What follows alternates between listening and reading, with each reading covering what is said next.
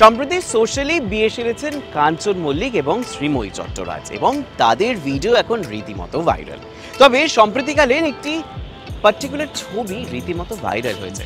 সেখানে কি রিসেপশন চলছে, অথচ রিসেপশন যেখানে হয়েছে ঠিক তার বাইরেই একটি এরকম কার্ডবোর্ড এবং সেখানে সেই ক্যানভাসে রাখা রয়েছে সেই লেখা, এবং সেই ক্যানভাসের যে ছবিটি দেওয়া রয়েছে এবং তার নিচে যেটি লেখা সেটা দেখে চক্ষু চড়ক গাছ, এবং সেখানে লেখা রয়েছে যে প্রেস, ড্রাইভার্স এবং সিকিউরিটি গার্ড নট অ্যালাউড, এবং এটা নিয়েই এখন রীতিমতো সরগরম, সকলেই আপনারা জানেন।